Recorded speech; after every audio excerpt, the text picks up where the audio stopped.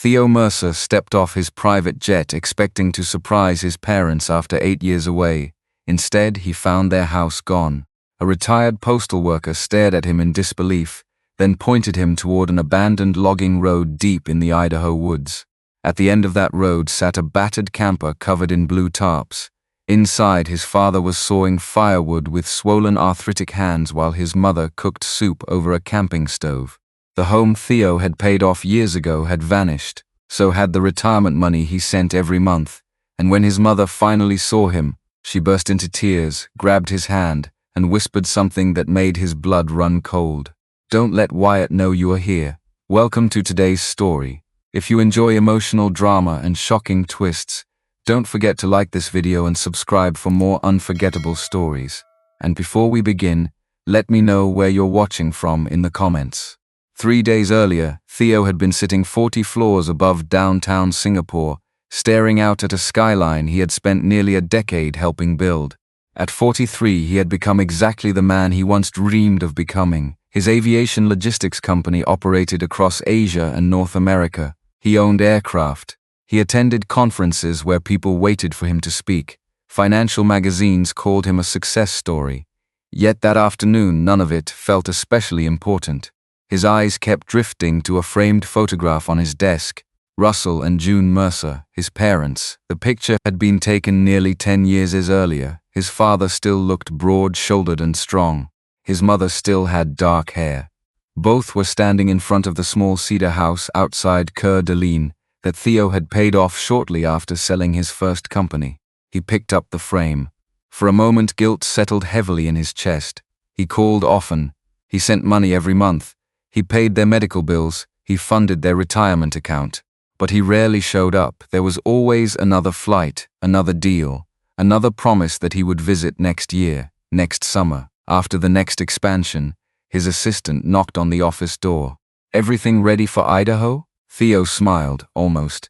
But the truth was that he had been thinking about the trip for weeks. This time would be different. No announcements, no warning. Just a surprise visit. A rich son returns home. His mother would love that. 3 days later, his private jet touched down in Idaho beneath a bright blue sky. The mountains looked exactly the way he remembered.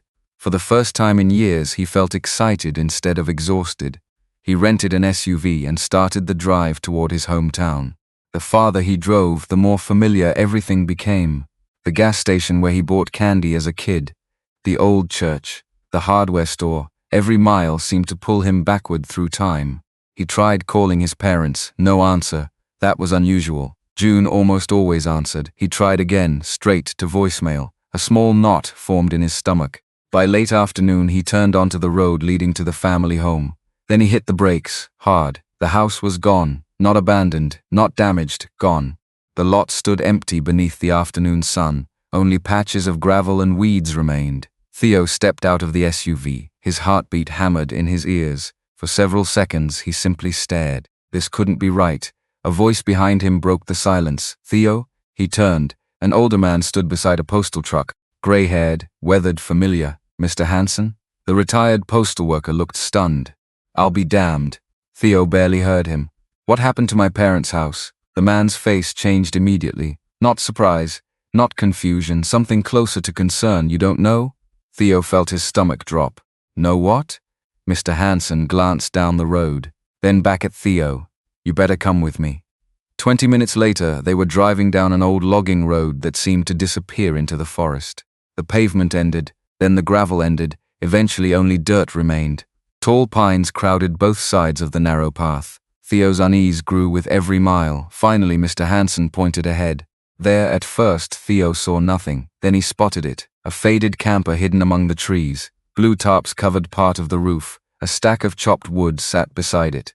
His chest tightened. The vehicle rolled to a stop. Theo stepped out. A man was standing beside a chopping block, older, thinner, bent slightly at the shoulders. Russell Mercer, his father. The old man lifted a handsaw and pushed it through a log with visible effort. His hands shook. Theo felt his throat tighten. Then the camper door opened. June stepped outside carrying a small pot. The moment she saw him, the pot slipped from her fingers. It hit the ground, neither moved. For a second, mother and son simply stared at each other. Then June began crying. Theo rushed forward. She wrapped her arms around him. He could feel how small she had become. How fragile. "Mom," he whispered, "what happened?" June pulled back. Tears streamed down her face, but instead of relief he saw something else. Fear, real fear. She looked over his shoulder, toward the road, toward the trees, as though she expected someone to appear at any moment. Then she grabbed his hand so tightly it hurt. And in a trembling voice barely above a whisper, she said, "Please, Theo," her eyes filled with panic. "Don't let Wyatt know you're here." Theo stared at his mother, certain he had misheard her. The woman who used to call Wyatt every Sunday. The woman who defended him whenever anyone criticized him. The woman who still kept framed photos of both her sons on her bedroom wall. Now she looked terrified of him. June's fingers remained wrapped around Theo's wrist. "Please," she whispered again. "Not tonight." Russell stood a few feet away beside the chopping block, his shoulders sagged. His eyes met Theo's for only a second before looking away. That frightened Theo even more. His father had never been a man who looked away. The evening air felt colder than it should have. Finally Theo nodded. "I'm not calling anybody." June visibly relaxed. Only then did she release his hand. A few minutes later they sat inside the camper.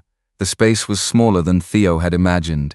A narrow table, 2 folding chairs, a tiny refrigerator humming in the corner, a portable heater. Everything was clean, painfully clean, the kind of clean people maintained when they had very little and tried to preserve their dignity anyway. June placed a bowl of soup in front of him. Theo looked at it. Vegetable broth, a few potatoes, some carrots, nothing else. His chest tightened. Growing up, his mother never let anyone leave the table hungry. Now she was apologizing for serving soup. "I'm sorry," she said quietly. "It's fine." "No, it isn't." She smiled sadly. "You flew halfway around the world and this is what I have for dinner." Theo swallowed hard. For a moment nobody spoke. The silence wasn't awkward, it was heavier than that. It felt like years sitting between them. Years of missed birthdays, missed holidays, missed ordinary days that never came back. Eventually Theo looked at Russell. "Dad." The old man glanced up. "What happened?" Russell rubbed his hands together. The skin looked cracked and weathered. "Life happened." Theo almost laughed. Not because it was funny, because it was such an incomplete answer. "You lost the house." Another silence. "We did." "How?" Russell looked toward June. June looked down at her soup. Neither answered. Theo felt frustration building. Not anger, not yet. Confusion. The kind that made every answer create 2 new questions. After dinner, June insisted on making up a bed for him behind a curtain near the back of the camper. Theo tried arguing. She refused. Some habits survived even poverty. Mothers remained mothers. Later that night he stepped outside. The forest was quiet. Pine trees swayed gently in the darkness. A pale moon hung overhead.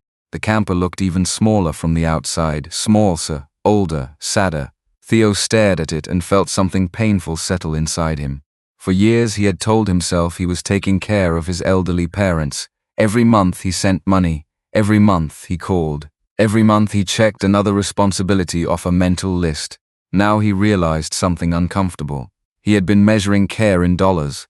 Life didn't work that way. Money could buy medicine. Money could buy groceries. Money could buy houses. But money could not notice when your father stopped smiling. It could not see trembling hands. It could not see loneliness. The next morning he woke early. Russell was already outside. The old man was sitting in a folding chair watching the trees.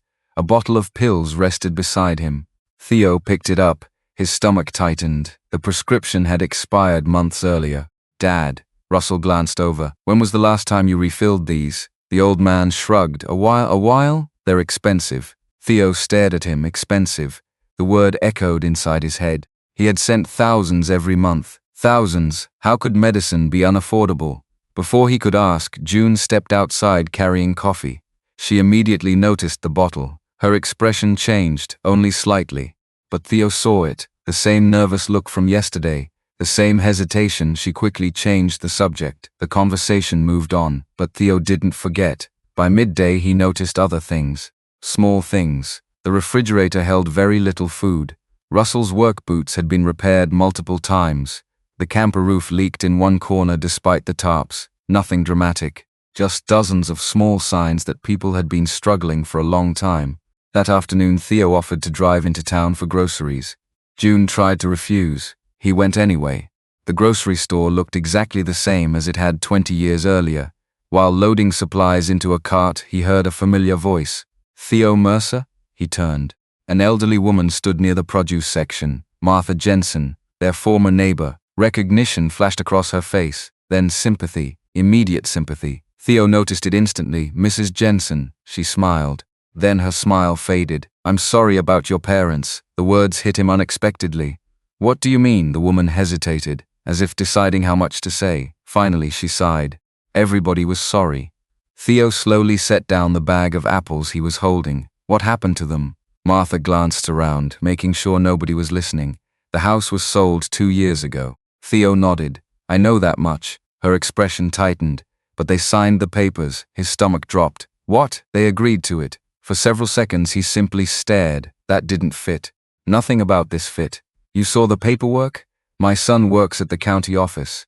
Theo felt a chill move through him. They signed willingly. The older woman looked uncomfortable. I don't know if willingly is the right word. What does that mean? Martha lowered her voice. It means your father wasn't well back then. Theo immediately thought about the expired medication. The trembling hands, the exhausted face. What do you mean he wasn't well? He had that stroke. Theo froze. Stroke? Nobody had ever mentioned a stroke. His father had suffered a mild stroke? And no one told him. Martha seemed to realize what she'd said. Oh, the color drained from her face. You didn't know? Theo felt the ground shifting beneath him. No. The woman looked genuinely distressed. I'm sorry. Theo barely heard her. A stroke, property papers, a sold house, parents living in a camper. The pieces refused to fit together. Yet somehow they clearly belonged to the same puzzle. When he finally returned to the woods, the sun was beginning to set. June looked relieved when she saw him.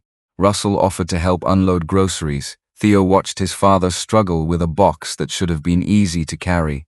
The sight hurt, not because of age, because nobody should have been carrying boxes beside a camper at 76 years old, not after working their entire lives, not after raising children. That evening, Theo finally asked, Dad. Russell looked up. You had a stroke? The old man's face immediately went still. June froze. The reaction told Theo everything. A small one, Russell said quietly. When? Nobody answered right away. 2 years ago. Theo stared at them. 2 years, 2 entire years, and nobody told me? June's eyes filled with tears. We didn't want to worry you. The answer hurt more than he expected, because it sounded exactly like them. Always protecting somebody, always carrying burdens alone. Theo leaned forward. Was that when the house was sold? Silence. Long silence. Then Russell nodded once. Barely. Theo felt his pulse quicken. Why? The old man stared at the floor. For a moment Theo thought he wouldn't answer. Then Russell spoke. His voice sounded tired. I signed a lot of papers back then. What papers? Russell rubbed his forehead. I don't remember all of them. The camper became very quiet. Outside, somewhere deep in the trees, an engine suddenly growled. Theo turned toward the window. Headlights appeared briefly between the pines. A pickup truck. Watching, waiting. The vehicle remained there for several seconds. Then, the moment the driver seemed to notice Theo looking back, it slowly turned around and disappeared into the darkness. The pickup disappeared into the trees, but its engine seemed to stay behind. For a long moment, nobody moved inside the camper. Theo stood near the window, one hand still on the curtain, staring into the dark gap where the headlights had vanished. June had gone pale. Russell's jaw tightened, but he did not look surprised. That was the part Theo noticed. Not fear alone, recognition. Who was that? Theo asked. June turned away from the window too quickly. Probably someone from town. At this hour? She picked up the coffee mugs from the table even though no one had finished drinking. People drive these roads sometimes. Theo looked at his father. Dad. Russell sat heavily in one of the folding chairs. The chair creaked beneath him. He rubbed one hand over his knee, slow and tired, like the simple act of staying calm had taken strength from him. Could have been Wyatt, Russell said at last. June closed her eyes. Theo felt the name land between them. Wyatt, his older brother, the son who stayed. The son who supposedly handled everything while Theo built his life across the world. The son June had begged him not to call. Theo reached for his phone. Then I'm calling him. No. June turned so fast the mug in her hand clinked against the counter. Theo, please, Mom, this is not normal. You understand that, right? You're living in a camper in the woods. Dad's medication expired months ago, the house is gone, and now someone is watching this place at night. We don't know that. Yes, we do. His voice came out sharper than he intended. June flinched. Instantly, guilt cut through him. He lowered his tone. I'm sorry, I'm not angry, but he was angry. At someone? At something. At the years he had trusted from a distance. Russell looked at him with tired eyes. Wyatt will come when he hears. When he hears what? That you're back. Theo stared at both of them. So he doesn't know? Neither answered. That silence was an answer. Theo slipped the phone back into his pocket, but not because he was satisfied. He did it because his mother was trembling, and for the first time in his adult life he saw how old fear could make a person look. That night nobody slept well. The camper made small sounds in the wind. The tarps shifted against the roof. Somewhere outside, branches rubbed together like quiet footsteps. Theo lay on the thin mattress behind the curtain, fully dressed, staring into darkness. He remembered Wyatt as a teenager, tall, loud, easy with people. The kind of brother who could talk their father out of anger and their mother into laughter. Wyatt had always been the charming one. Theo had been the serious one. The one with spreadsheets and plans. The one who left. When Theo first moved overseas, Wyatt had told him not to worry. I've got them, little brother, and Theo had believed him. Because he wanted to. By morning the air inside the camper felt heavy. June moved quietly, making oatmeal with powdered milk. Russell sat at the table, one hand wrapped around a coffee mug he barely drank from. Theo was checking the cell signal near the door when tires crunched over dirt outside. This time the truck did not stop far away. It came straight into the clearing. June's hand tightened around the spoon. Russell slowly stood. Theo stepped outside before either parent could stop him. A dark blue pickup rolled to a halt near the woodpile. The driver's door opened. Wyatt Mercer climbed out. For a second, Theo barely recognized him. Wyatt was 50 now, but he looked older. His hair had gone mostly gray around the temples. His face was rough with stubble. His jacket was clean but worn at the cuffs, and there were deep shadows under his eyes. He looked less like a man enjoying stolen comfort, and more like a man who had spent too many nights fighting something he could not beat. Still, when his eyes landed on Theo, his expression hardened. Well, Wyatt said, so it's true. Theo stood still. Good to see you too. Wyatt looked past him toward the camper. Mom called? No. Then who told you? Theo almost laughed. That's your first question? Wyatt's jaw tightened. What are you doing here? I came to surprise my parents. Wyatt looked around the clearing. The camper, the tarps, the chopped wood. His face changed for a fraction of a second. Shame maybe, or anger. It disappeared quickly. Bad timing, he said. Theo stared at him. Bad timing. June stepped out of the camper, wiping her hands on a towel. Wyatt, don't start. I'm not starting anything. Wyatt's voice stayed controlled, but barely. I just want to know why he's here acting like he walked into the middle of a crime scene. Theo took one step forward. Didn't I? Russell's voice cut through the air. Enough. It was quiet, but it still carried weight. For a moment, both sons looked at him. Russell stood in the camper doorway, one hand gripping the frame for balance. He looked exhausted.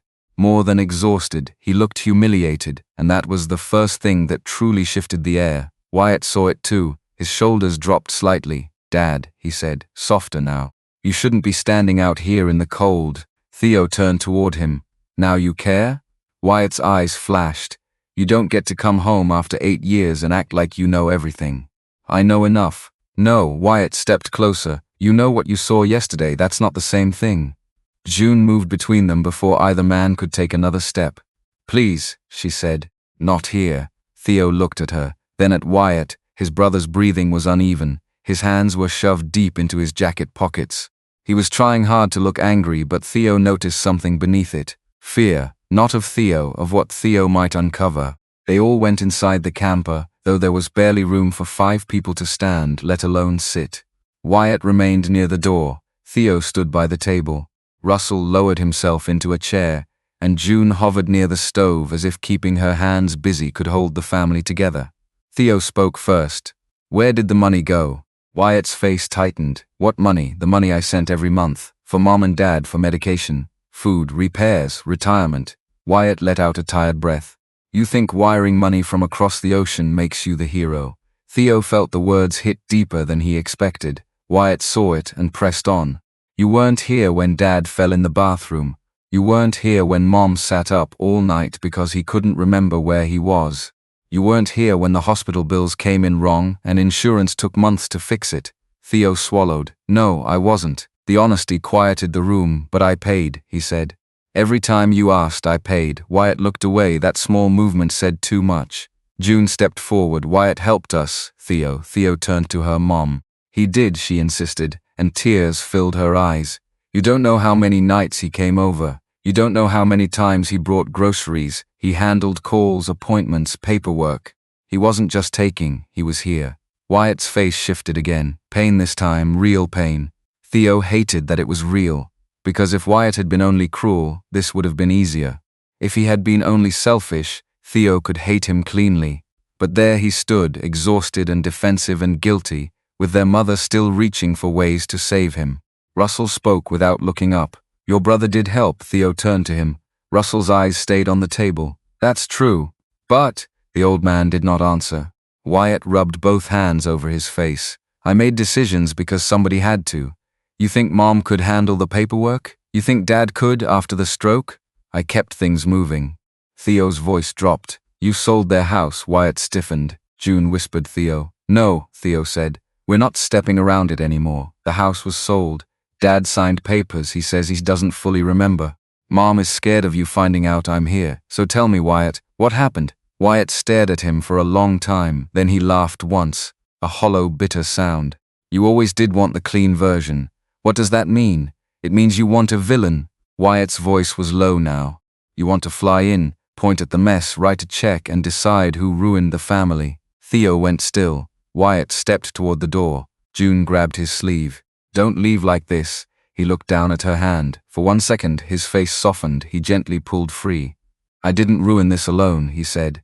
Theo followed him outside. Then explain it. Wyatt opened the truck door, then paused. He looked back toward the camper, toward Russell sitting inside, toward June standing with one hand pressed to her chest. Then his eyes returned to Theo.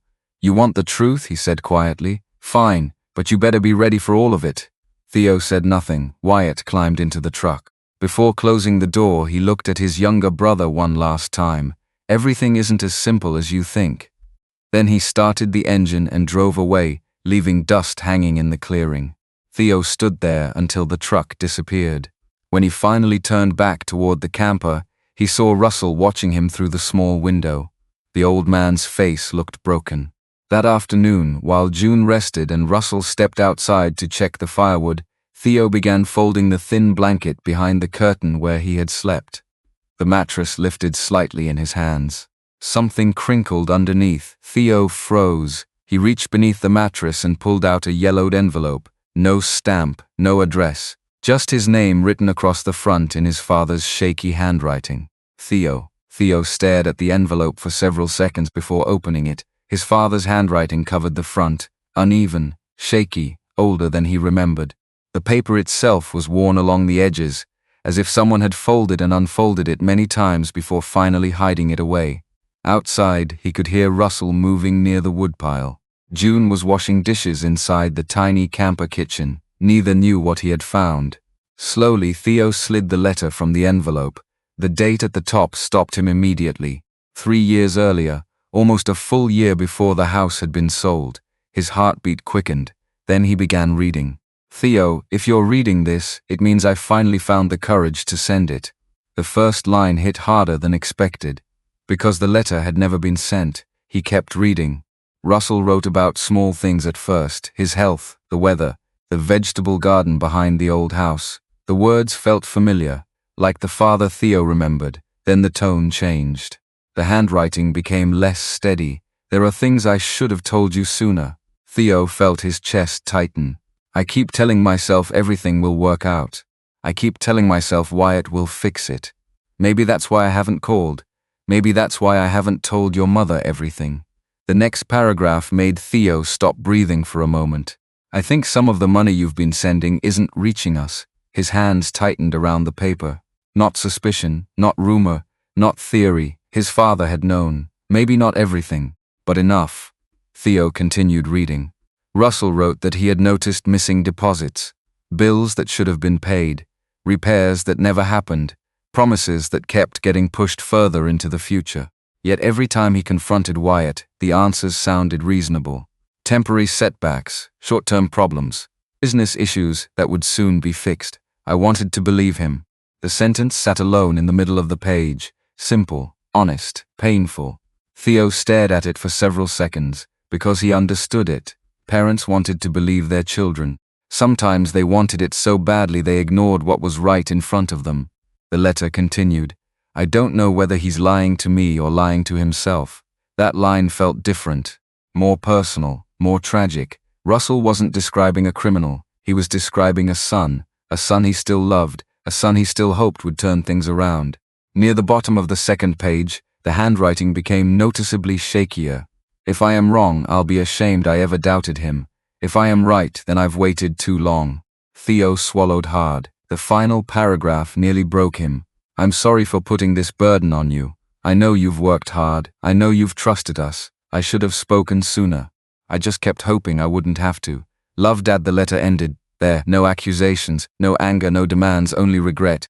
Theo lowered the pages slowly. For a long time he sat without moving. The camper felt smaller than ever. Outside, the sound of Russell chopping wood had stopped. The silence hurt, because Theo could suddenly see the loneliness behind the letter. A man noticing things were wrong. A man growing suspicious. A man choosing silence because he couldn't bear what the truth might mean. Eventually, he folded the pages and slid them back into the envelope. Then he stepped outside. Russell was sitting on a stump beside the woodpile. The saw rested across his knees. The old man looked tired, not physically, emotionally. Theo walked over and sat beside him. Neither spoke immediately. The forest was quiet, only wind moving through the pines. After a while, Theo held up the envelope. Russell's face drained of color. For several seconds, he simply stared. Then he closed his eyes. You found it. Not a question. A fact. Theo nodded. The old man looked away. I couldn't send it. Why? Russell rubbed his hands together. The familiar gesture returned whenever he was uncomfortable. I kept thinking things would get better. Theo felt anger stirring, not toward his father, toward everything, toward years wasted, toward opportunities missed, toward silence you knew. Russell's eyes filled with shame. I suspected. You should have told me. I know. The answer came immediately. No defense, no excuse, just truth, and somehow that made it worse.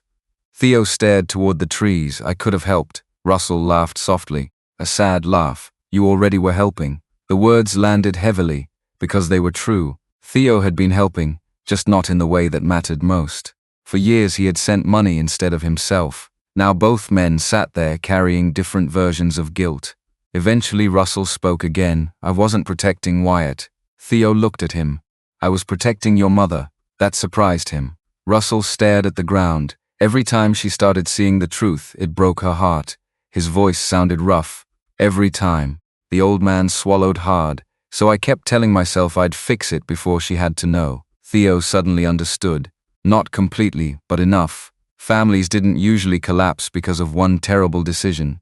They collapsed because of years of smaller ones, small compromises, small silences, small acts of protection, until nobody knew how to stop. Later that evening, June found the letter. She didn't ask how. She saw the envelope sitting on the table and immediately knew. Tears filled her eyes before anyone spoke. You read it. Theo nodded. June sat down slowly. For several moments she simply stared at the pages. Then she whispered something that sounded almost like a confession. I knew he was worried. Neither man answered.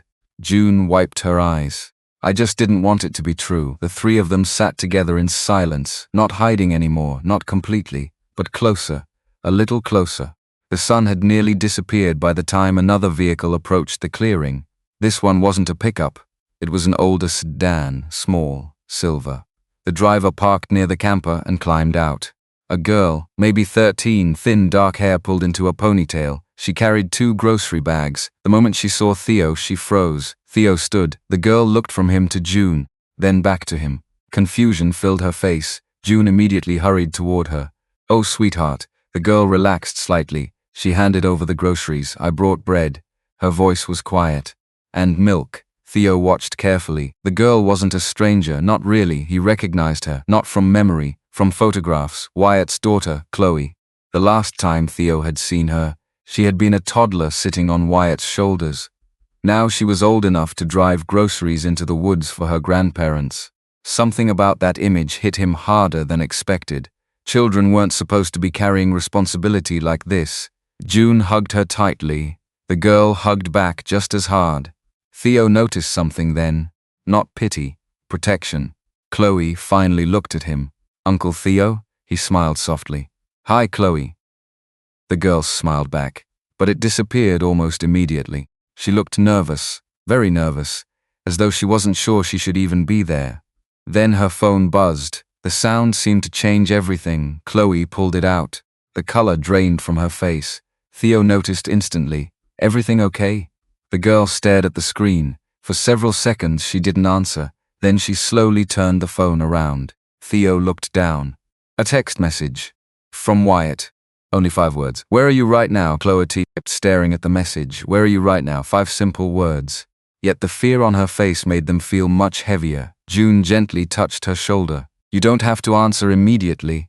"Yes, I do," Chloe said quietly. The response came too fast, too practiced. Theo noticed that immediately. Children who felt safe did not sound like that. Chloe quickly typed something into the phone with Grandma. She pressed send. Then she locked the screen and slipped the phone into her pocket. Nobody said anything for a moment. The evening air felt strangely tense. Theo studied her. She looked so much like Wyatt around the eyes. The same shape, the same cautious way of watching people before speaking. But there was something else too. A sadness no 13-year-old should have carried. June led her inside. Within minutes, Chloe was helping unpack groceries. Not because anyone asked her to, because she already knew where everything went. She moved through the tiny camper like someone who had done this dozens of times before. Theo watched quietly, his chest tightened. This wasn't an occasional visit, this was part of her routine. She knew which cabinet held the canned food, which shelf held Russell's medication, which flashlight still worked, which one didn't. At one point she automatically checked the propane gauge near the stove. That was when Theo understood. The adults weren't the only ones carrying burdens. Chloe had been carrying some too. Later, after dinner, Russell stepped outside to sit by the fire pit. June joined him. That left Theo and Chloe inside the camper. The girls sat at the table working on homework, math worksheets, a science project outline, normal things. Things that should have been the biggest problems in her life. Theo poured 2 glasses of water and sat across from her. For a while neither spoke. Then Chloe glanced up. "You really live in Singapore?" "I do. Is it nice?" Theo smiled most of the time. She nodded, then returned to her homework. A few moments passed. Then she asked another question. "Do you have your own plane?" The question almost made him laugh. Technically. Wow, that one word carried genuine amazement. Then her expression shifted. The wonder faded. Something uncomfortable replaced it. "My dad says you're rich." Theo hesitated. Rich. The word felt strange sitting inside a camper where the refrigerator was nearly empty. He chose his answer carefully. "I've done well." Chloe nodded slowly. Then she looked toward the small window where Russell and June sat outside. "If you've done so well, why are they here?" The question landed harder than anything else had. Because it came from a child. Simple, direct, without excuses. Theo looked down. "I don't know." And for the first time since arriving, he admitted it completely. He didn't know. Not really. The girl studied him for a moment. Then she returned to her homework. The silence felt different afterward, more honest. Later that night, Theo walked Chloe to her car. The old sedan looked almost as worn as the camper.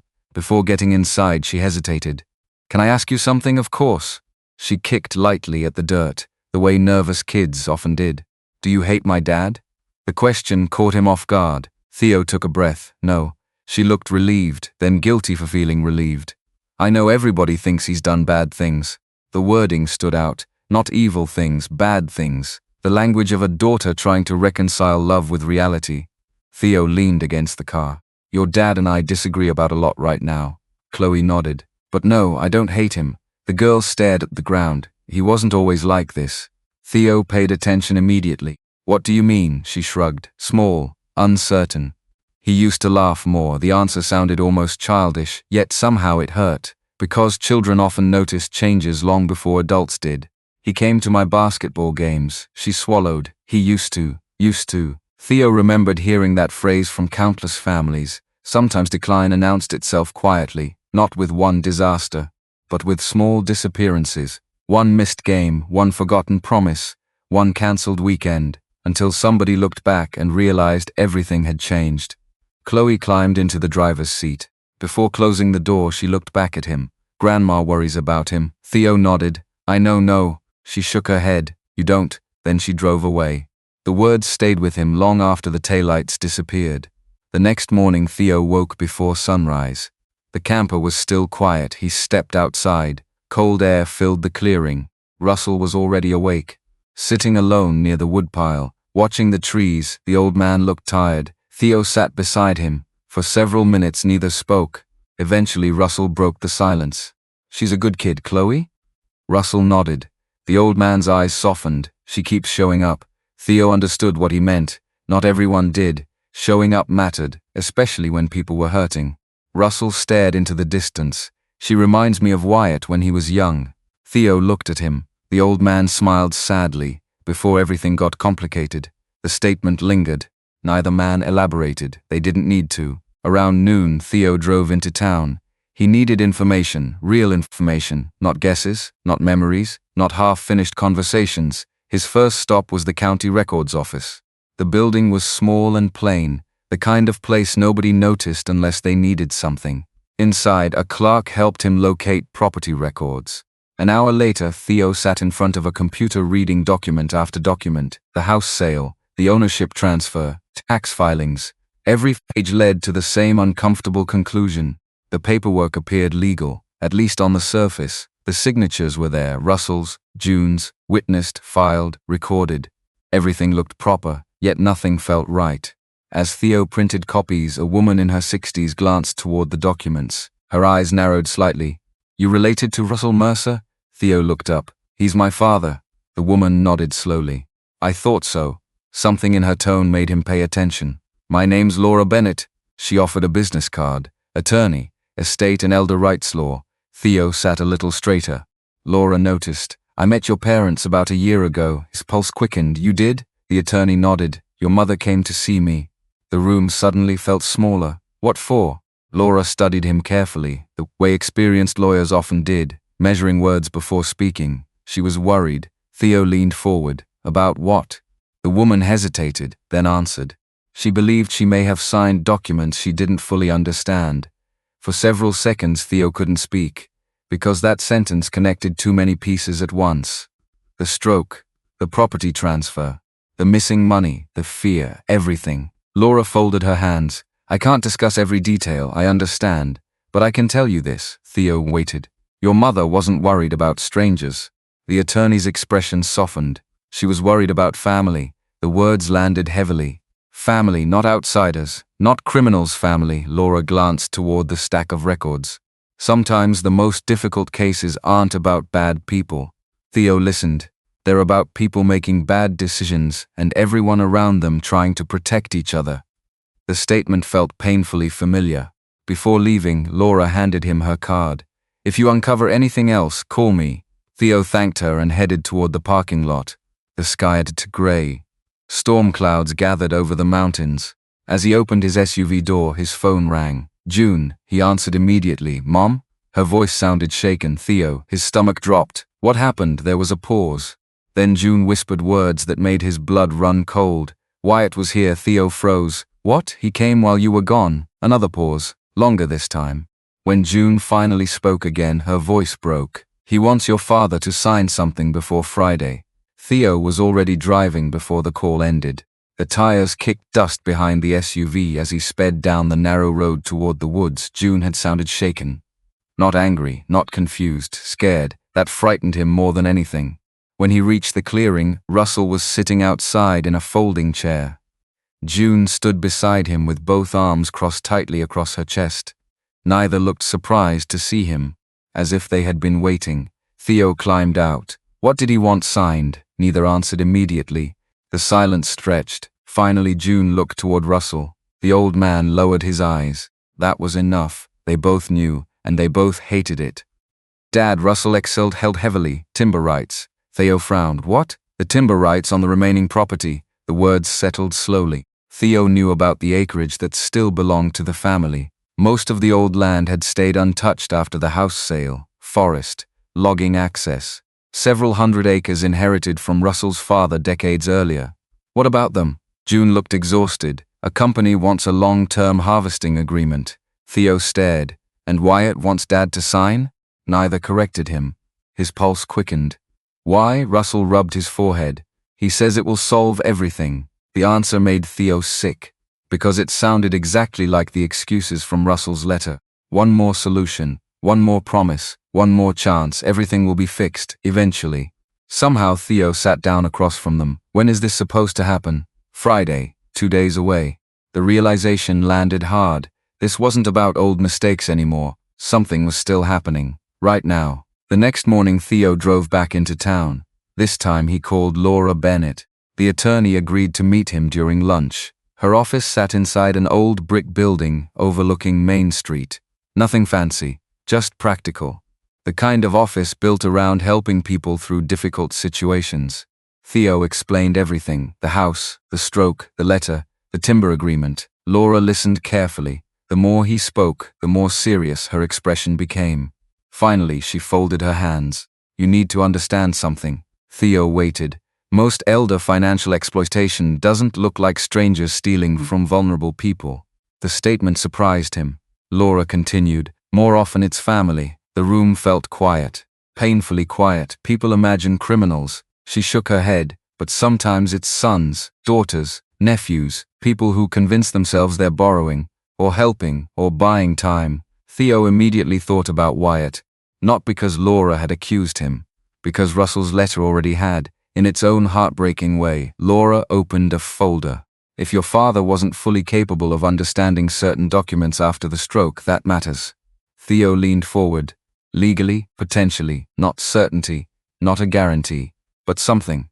For the first time since arriving, he felt like he wasn't completely lost. Then Laura asked a question. Do you know why Wyatt needs the timber agreement now? Theo shook his head. No. Find that out. The answer seemed simple. But it wasn't, because nobody had been telling the truth, not completely, not for years. That evening another vehicle entered the clearing. This time it wasn't Wyatt. A small sedan rolled to a stop beside the camper. Chloe climbed out. Her backpack hung from one shoulder. She looked tired. The kind of tired that didn't belong on a 13-year-old face. June immediately smiled. The girl smiled back, then hugged her grandmother. Theo noticed something, the relief, not from June, from Chloe. Like arriving here allowed her to breathe. After dinner, Chloe sat outside beside Theo while Russell worked slowly through a pile of firewood. The sun was setting. Orange light filtered through the pines. For a while neither spoke. Then Chloe broke the silence. My dad's been angry. Theo glanced at her. The girl picked at a loose thread on her sleeve. Since you got here. Theo nodded. I figured. She looked down. He doesn't sleep much anymore. Something about the way she said it made Theo pay attention. Not defensive, not protective, just worried. The kind of worry children carried when they loved someone they couldn't help. Has he told you why? She shook her head. Not really. Then she hesitated, as though deciding something, a private battle playing across her face. Theo stayed quiet. Eventually Chloe spoke again. My parents fight about money. The confession came softly, almost accidentally. Theo said nothing. Sometimes people kept talking when you didn't interrupt. They think I can't hear.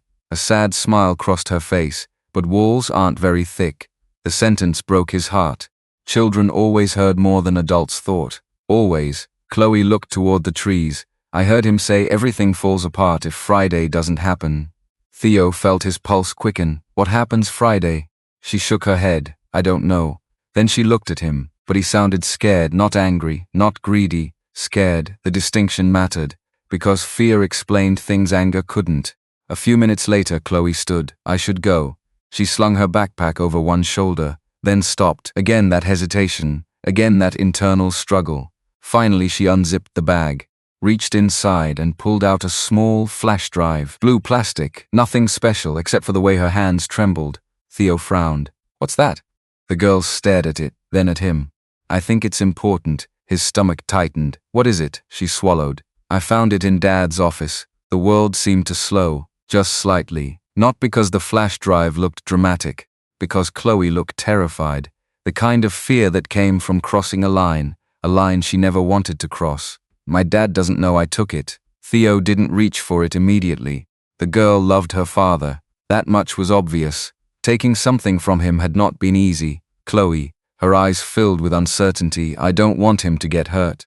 The honesty in that statement hurt, because she meant it, every word. She wasn't trying to expose him. She was trying to save everyone, including him.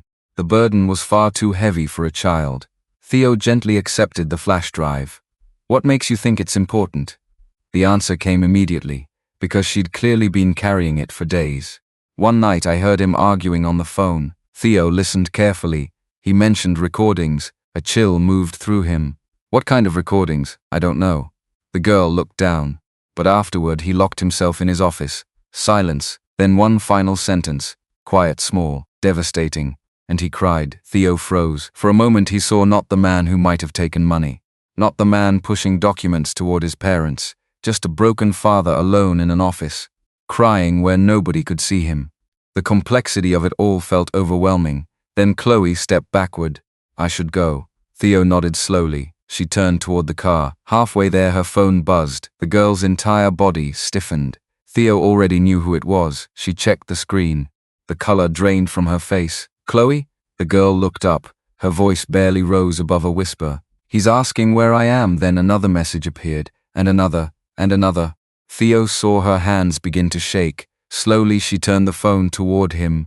The latest message contained only one sentence. Did you take something from my office?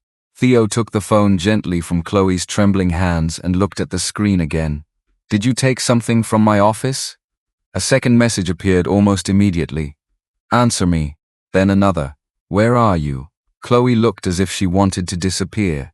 She wasn't a rebellious teenager trying to provoke her father. She was a frightened girl caught between people she loved.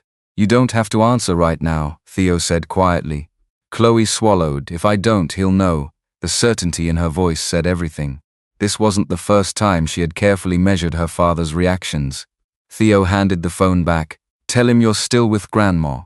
The girl nodded. She typed slowly, then hit send. For several seconds neither of them spoke.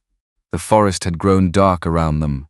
Inside the camper, June was setting out paper plates for dinner. Russell was stacking wood beside the door. Ordinary things, simple things, yet every person in the clearing felt the pressure building. Theo slipped the flash drive into his jacket pocket. Whatever was on it mattered. Otherwise, Wyatt would not be panicking. That night, Theo barely slept. The camper creaked whenever the wind pushed against it. Around midnight, he sat alone at the small table with an old laptop he had brought from the hotel. The blue flash drive rested beside it. For nearly a minute, he simply stared. Then he plugged it in. Only 3 files appeared. No family photos, no tax records, no spreadsheets. Just 3 audio recordings, each labeled with a date. Theo felt his pulse accelerate. The oldest file was nearly 2 years old. He clicked play. At first there was static. A chair moving, the sound of someone clearing their throat, then a voice, Wyatt's. Theo froze instantly. His brother sounded younger, less exhausted, but it was unquestionably him. Another voice answered. A man Theo did not recognize. The conversation began casually. Business, loans, cash flow, nothing remarkable. Then Wyatt said something that made Theo sit upright. I used my parents' money again. Silence followed. Then the other man spoke. Does your family know? No. Theo stared at the screen. His heartbeat thundered in his ears. The recording continued. Wyatt explained that he had borrowed funds intended for Russell and June. Temporary. Just until a contract closed. Just until the company recovered. Just until things stabilized. The words sounded painfully familiar. Temporary. Just a little longer. One more chance. Theo had heard variations of those promises for years. The conversation lasted nearly 20 minutes. When it ended, Theo sat motionless. Not because he was shocked. Deep down he had already suspected much of it. The difference was proof. Hearing it with his own ears changed everything. He opened the second recording. This one was newer. Less than a year old. Wyatt sounded different now. More tired, more desperate. The financial advisor sounded frustrated. You keep moving debt, I know. You're not solving anything, I know. The repetition hurt to hear. Because Wyatt genuinely sounded trapped. Not evil, not calculating, trapped. The advisor asked a question. Have you told your parents? No. Why? A long silence followed. Then Wyatt answered quietly. Because they've already sacrificed enough. Theo closed his eyes. The contradiction was almost unbearable. Wyatt knew they had sacrificed enough. Yet he kept asking for more. The recording continued. Businesses had failed, equipment loans had piled up, payments had fallen behind, one bad decision had led to another, then another, then another.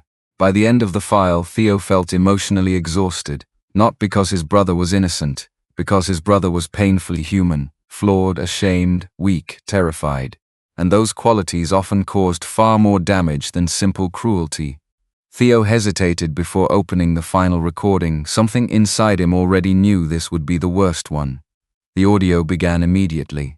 No small talk, no introductions, just Wyatt speaking. The timber agreement fixes everything.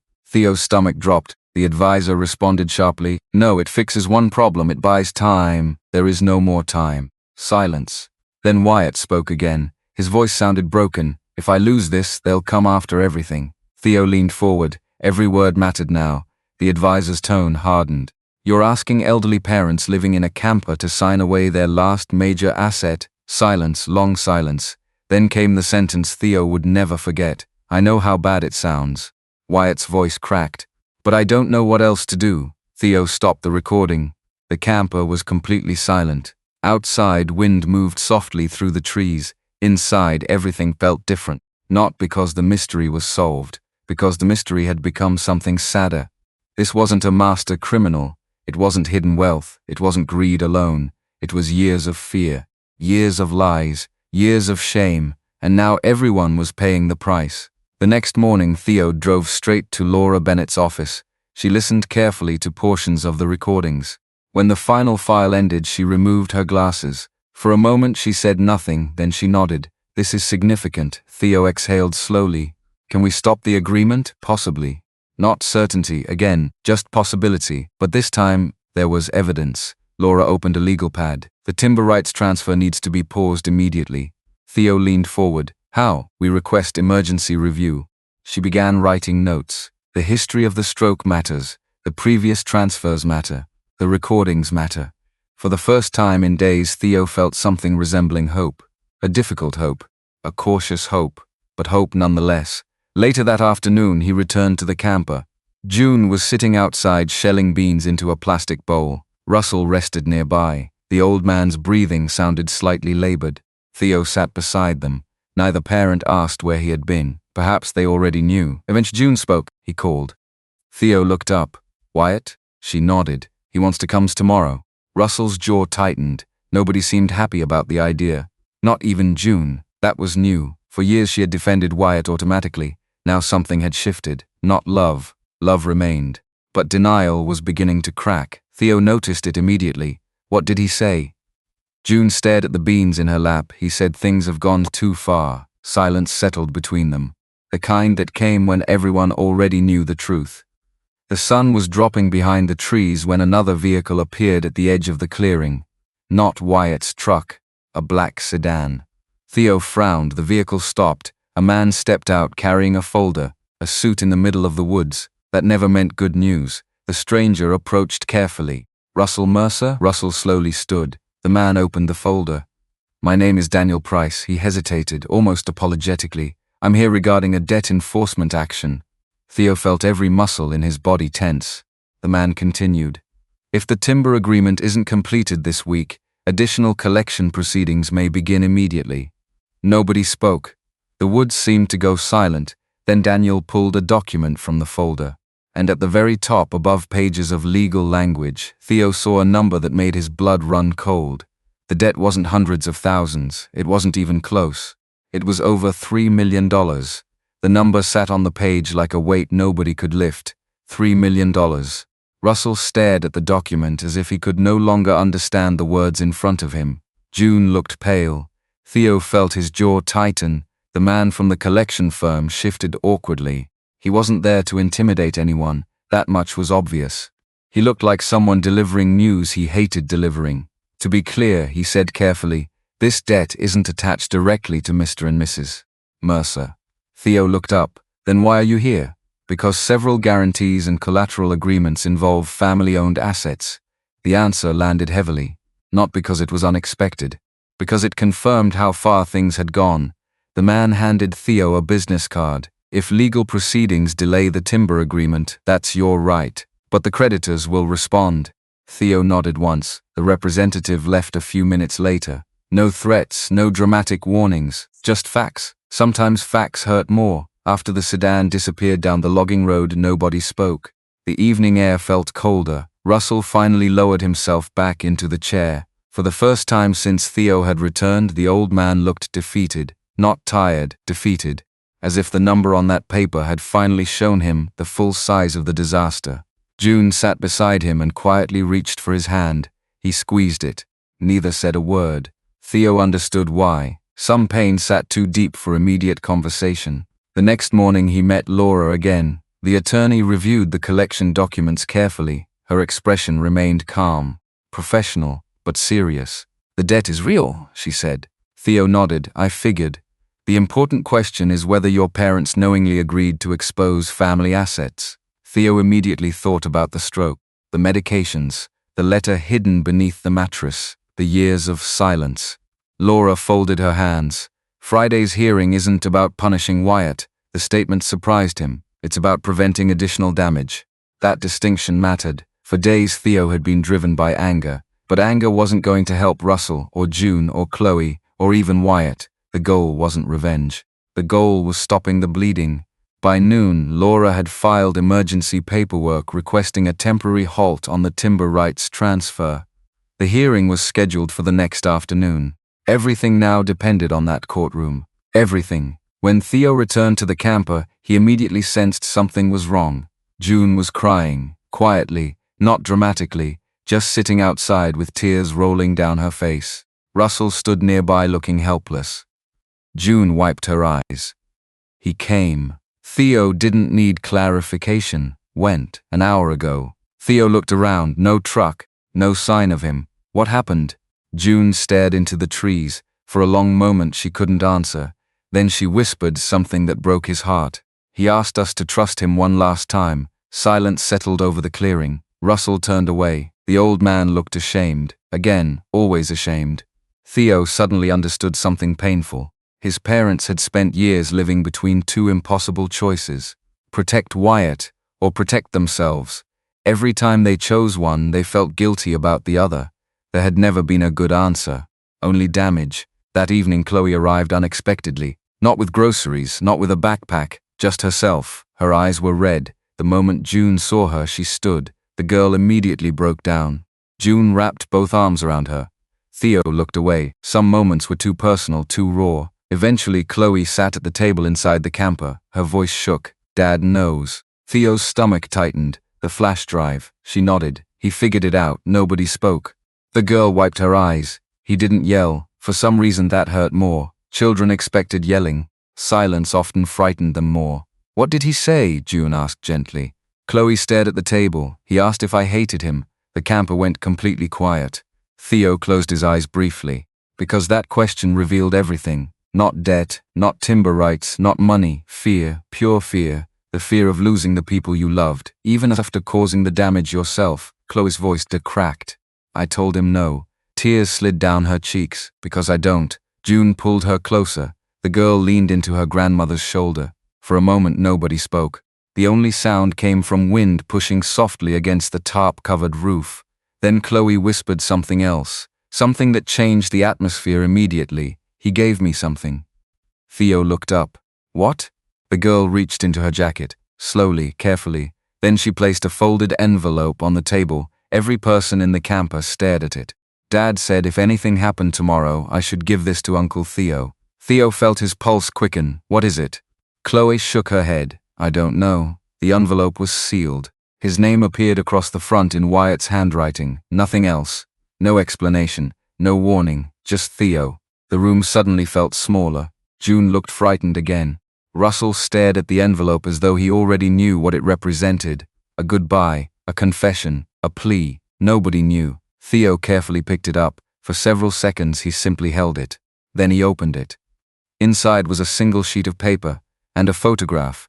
The photograph caught his attention first. It showed two boys standing beside an old fishing boat. Theo and Wyatt, many years earlier, teenagers, sunburned, laughing, before business failures, before lies, before debt, before any of this. Theo's chest tightened, then he unfolded the letter. The first sentence immediately stole the air from his lungs. If you're reading this, it means I finally ran out of ways to hide from the truth. Nobody moved. Nobody spoke. Theo continued reading. The letter wasn't a defense. It wasn't an excuse. Wyatt admitted everything. The money, the lies, the promises, the desperation. Every failed attempt to fix problems he'd created himself. Every time he convinced himself tomorrow would be different. Every time he crossed another line. Theo reached the final paragraph. His hands were trembling now.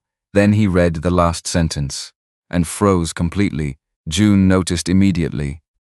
"What is it?" Theo couldn't answer. For several seconds he simply stared at the page. Then he slowly looked up. The color had drained from his face. Russell stood. "What does it say?" Theo swallowed hard. Finally he spoke. "He says he's not coming to the hearing tomorrow." Silence. Then Theo forced out the rest. "He says by the time we read this, he'll be gone." 8 months later, the first snow of the season settled softly across the Idaho hills. The camper was gone. The blue tarps were gone. The cold little clearing hidden deep in the woods was quiet again. A few miles away, on the portion of land that remained in the Mercer family, a small house overlooked a narrow creek and a line of pine trees. June had insisted on keeping it simple. No grand entrance, no oversized rooms, no expensive statement pieces. Just wide doorways, warm floors, and windows that faced the mountains Russell had spent his entire life looking at. The house felt lived in. That mattered more than size. On a Saturday morning, Theo stood on the porch holding a mug of coffee while sunlight filtered across the snow. Inside, June was laughing, a sound he had almost forgotten. For years, every phone call had been rushed, every visit postponed, every promise delayed. Now he found himself paying attention to things he once missed. The way his mother hummed while cooking. The way his father rubbed his hands before standing up. The way silence felt different when people were no longer hiding from each other. The legal battles had not vanished overnight. Neither had the damage. The timber agreement had been permanently blocked after the hearing, the recordings, the letter, the medical records. Together they had painted a picture nobody could ignore. A picture of years of poor decisions, manipulation, fear, and misplaced trust. But they had also shown something else. A family that had slowly lost the ability to tell each other the truth. That wound had taken longer to heal. Wyatt never disappeared. The letter had frightened everyone. But the next morning he had shown up at the hearing exactly as Laura predicted he eventually would. Not because he was brave. Because running no longer solved anything. For the first time in years he had stayed and faced the consequences. The settlement agreements had forced him to sell nearly everything he owned. The lake cabin, the recreational vehicles, most of the business equipment. Anything that could be liquidated was used to repay what could be repaid. The process was humiliating, painful, public, but it was real, and for once it matched the reality he had spent years avoiding. Forgiveness did not arrive quickly, it never does, especially when trust has been broken repeatedly. Russell still had difficult days. June still cried sometimes when she looked through old family photographs. Theo still felt anger rise unexpectedly, but nobody pretended anymore.